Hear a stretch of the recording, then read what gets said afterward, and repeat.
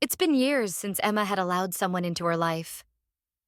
Sitting in the dimly lit living room of her late husband's house, she flips through a box of old photographs. Her fingers brush over one, a picture of her younger self, full of life, smiling beside the man she once loved. Her breath catches in her throat, the ghosts of past love whispering around her. The doorbell rings. "Coming," she calls, startled. She hadn't expected company. Standing at her door is Daniel, her neighbor and the man who'd been quietly checking in on her for the past few months, bringing over groceries, fixing broken things around the house, and offering her quiet companionship. Daniel is in his late 50s, weathered by life's hardships, and, like her, he carries the scars of lost love. Their eyes meet in an unspoken moment of understanding. There's something familiar about him, but Emma can't yet put a name to it. He's not handsome in the traditional sense, but there's something about his presence, a calm warmth that stirs something deep within her. As the weeks pass, Daniel and Emma begin meeting at a small cafe in the corner of the neighborhood, sitting across from each other, talking about everything and nothing.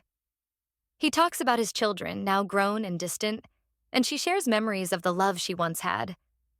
They speak in fragments, avoiding the heavy topics, but still finding solace in each other's words. One rainy afternoon, as the coffee steam rises between them, Emma finally says the words she's been avoiding for years. "I loved him so much, and I thought I'd never love anyone like that again."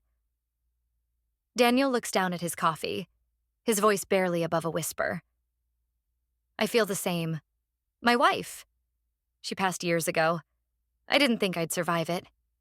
But here I am." They sit in silence, both lost in their thoughts. There's an undeniable bond forming between them, but both are too scared to acknowledge it.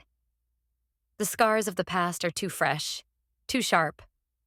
One evening, Emma falls ill. Daniel comes over with soup, staying by her side as she rests.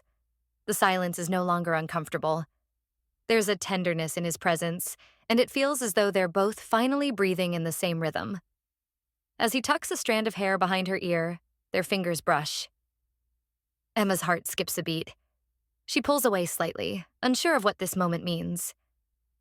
"Thank you, Daniel. I don't know how to say this, but I'm scared." "I know," he replies, his voice steady. "I'm scared too." But the fear doesn't stop him from holding her hand gently. She doesn't pull away. A week later, Daniel invites Emma to dinner at a quiet restaurant, far from their usual routine. Over candlelight, he speaks about the regrets of his life, the things he wished he'd done differently, the love he wished he hadn't taken for granted. Emma listens, nodding. She shares her own regrets, her missed chances, and the dream she had of seeing the world with someone by her side. And then, as the evening draws to a close, Daniel reaches across the table, his hand shaking slightly. "Emma, I don't know if I can promise you forever, but I can promise you this moment. I can promise to be here, with you." Tears well up in Emma's eyes. She doesn't speak at first. She just lets the quiet truth hang between them. The camera lingers on the empty park bench where they sit, watching the sunset together.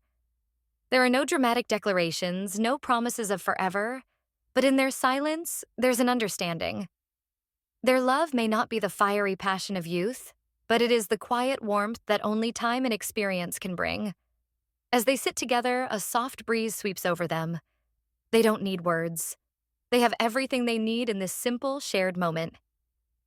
If you found this mature love story meaningful, don't forget to subscribe to our channel for more heartfelt tales. Check out our playlist for other inspiring stories that dive into the complexities of love, life, and second chances. Thank you for watching, and we'll see you in the next video.